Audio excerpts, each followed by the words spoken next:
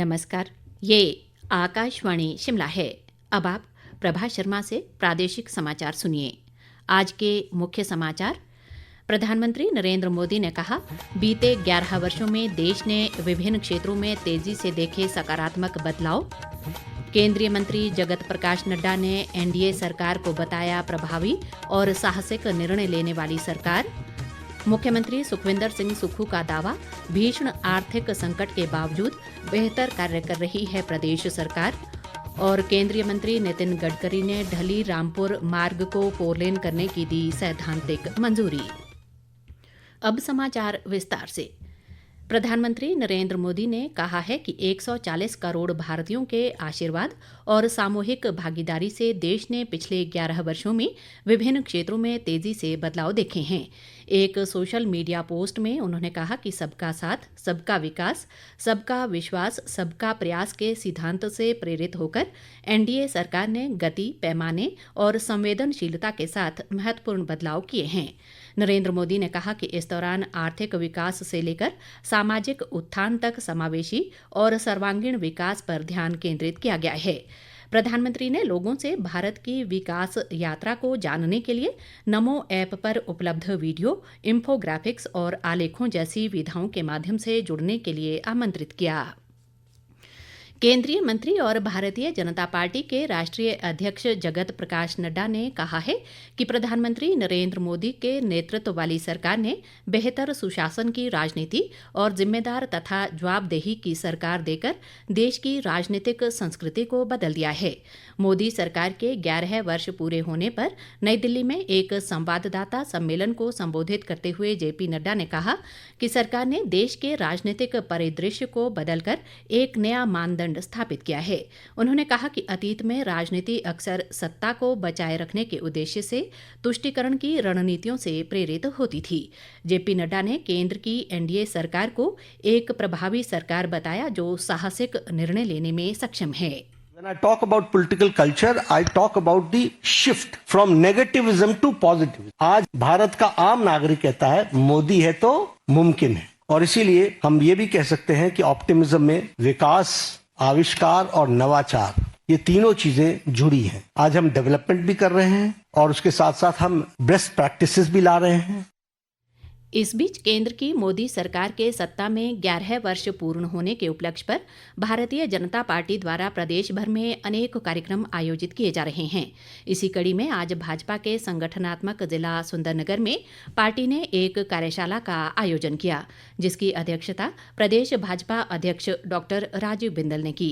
उन्होंने इस मौके पर कहा कि वर्ष 2014 भारत के इतिहास में एक टर्निंग पॉइंट बनकर आया और भ्रष्टाचार, घोटालों तथा अस्थिरता से त्रस्त देश को प्रधानमंत्री नरेंद्र मोदी के रूप में एक निर्णायक नेतृत्व मिला।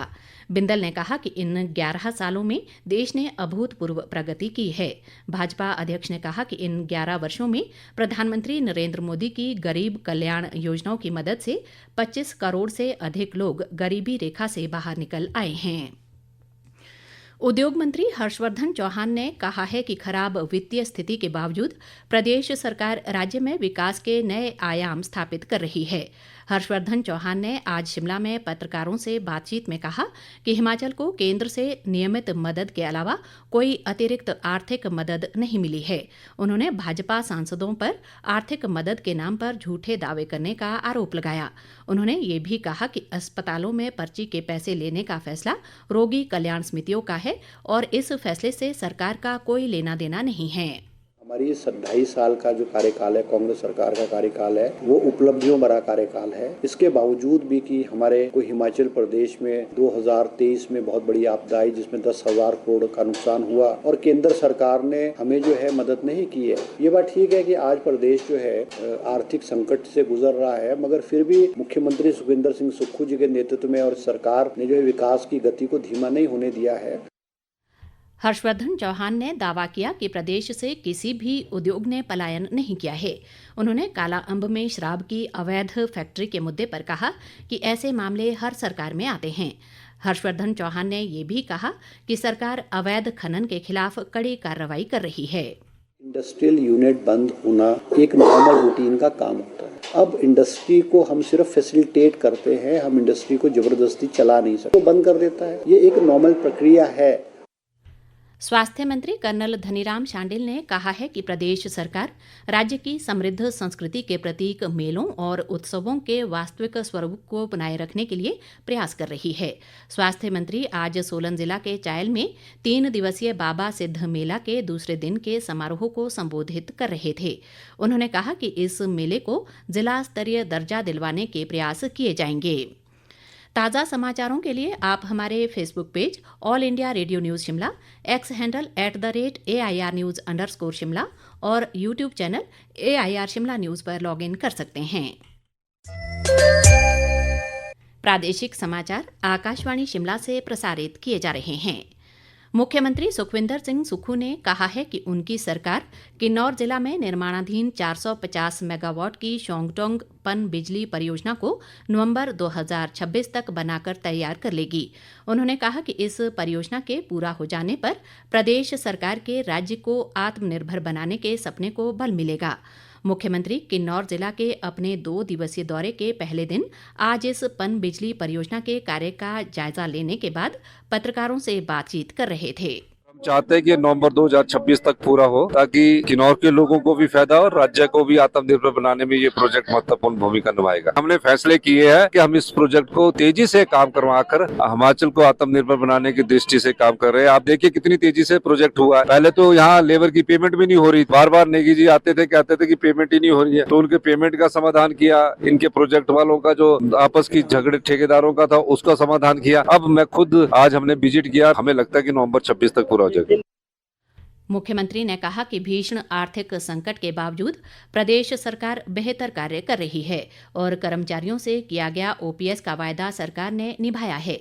उन्होंने कहा कि OPS लागू करने के कारण प्रदेश की ऋण लेने की सीमा 1600 करोड़ रुपए कम कर दी गई है।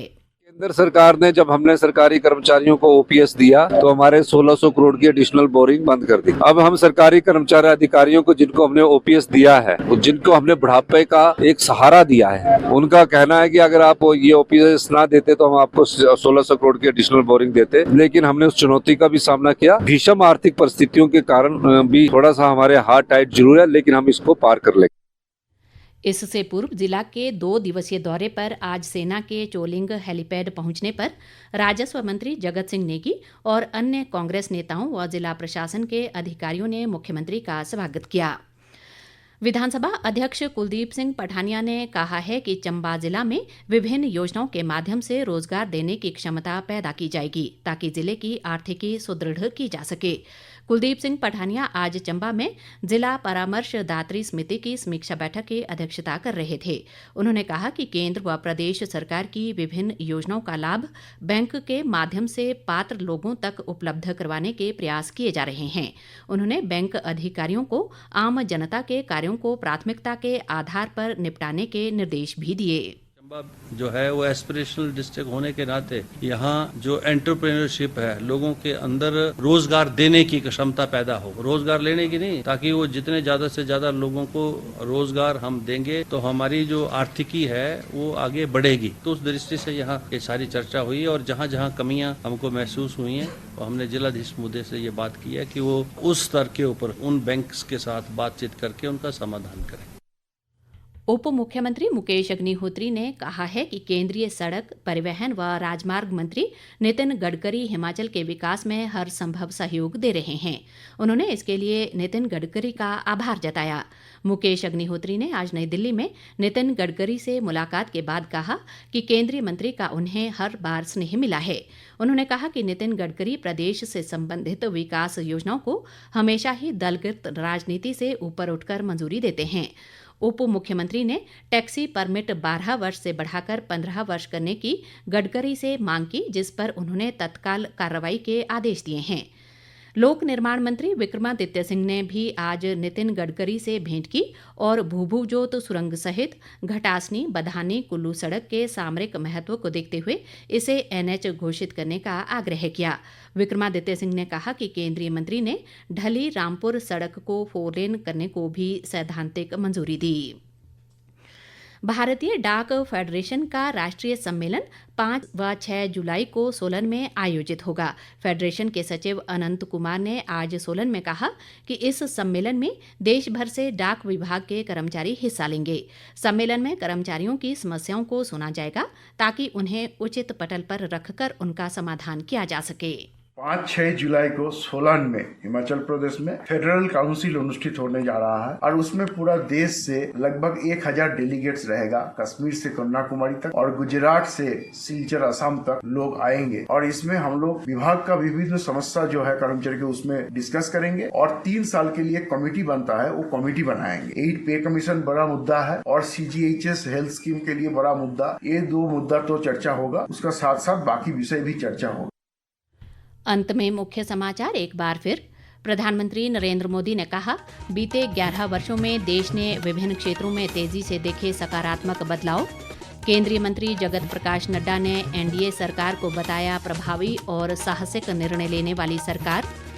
मुख्यमंत्री सुखविंदर सिंह सुक्खू का दावा, भीषण आर्थिक संकट के बावजूद बेहतर कार्य कर रही है प्रदेश सरकार। और केंद्रीय मंत्री नितिन गडकरी ने ढली रामपुर मार्ग को 4 लेन करने की दी सैद्धांतिक मंजूरी। इसी के साथ ये समाचार बुलेटिन समाप्त हुआ। हमारा अगला बुलेटिन आप सुन सकते हैं कल सुबह 9:20 पर। नमस्कार।